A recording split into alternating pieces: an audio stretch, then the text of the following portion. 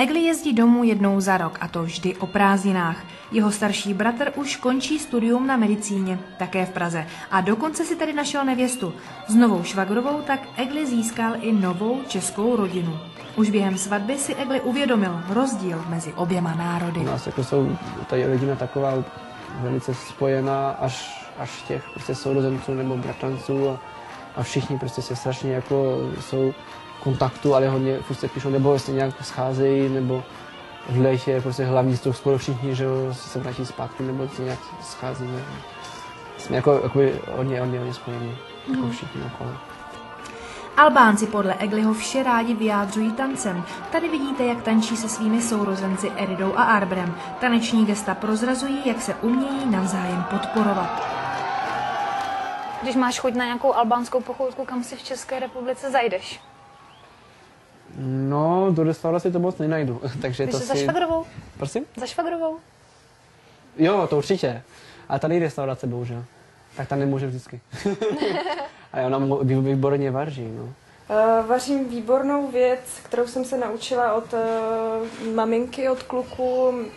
Albánsky se to jmenuje tavkosi a v překladu je to jehně v jogurtu. Dělat tavkosi. Takže jste si ji vychovali? Prosím? Vychovali? No, vychovali jsme ji. Když se Eglimu zasteskne po rodičích, tak se s nimi spojí přes internet. Podařilo se to i nám, a tak jsme se jich mohli zeptat, jak jsou na Egliho pyšní a jestli se jim nestýská. Përvendosi në Eglit që të vinte këtu në Republikën Çeke, nëse nuk jeni të mërzitur që i keni që të dy djemt këtu.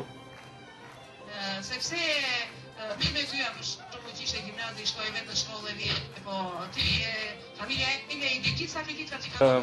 Mamka říká, že vlastně je to něco, co ona obětuje jako nám, prostě tím, že nám nebude stát v cestě, že bylo to na nás, že jsme se rozhodli, aby jsme odešli z Albánie, a je to na nás, aby jsme se rozhodli, kdy se tam vrátíme. A vlastně jediné, co nám přeje, je, aby naše rozhodnutí bylo to nejlepší, a vlastně u Eglio obzvlášť. Ty máš teďka jeden úspěch ve škole za sebou, můžeš se pochlubit, co se ti podařilo, nebo? No, tak úspěch, to je spíš jako velký radost, že ho učit na vysoké škole. Tak to bylo krásné, když jsme to jako nabízeli, tak samozřejmě jsem to jako velice rád to přijal. Ty máš ještě ale další úspěchy, ty tady asi sklízíš jeden za druhým. Ještě si dokonce byl zvolený v Senátu. No, to se nepochlubíš, jo? No tak jako to je spíš z toho, já mám prostě vždycky, to jsem byl i v doma, jsem byl jako prezident Senátu, mám takový prostě vždycky snahu, aby si nějak věci zlepšil tam, kde studuju, nebo tam prostě kde dělám věci, a aby si aspoň ty výhody, co mám, jako zasloužil, takže se snažím něco dělat, a tak jsme měli volby a mě volili. A dokonce nějak skoro všichni, že jo, byli pro tebe nějaký 100%? No tak skoro tak velká většina. Co si o tom myslíš, že jsi tak populární? To nevím. To se zeptám. Nebo to samý ženský třeba? Tam většina byla, no. 80% voličů, tak to bylo ženský.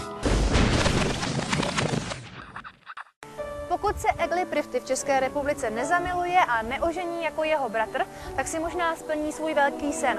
Chtěl by se totiž vrátit do Albánie a založit tam kvalitní klavírní školu.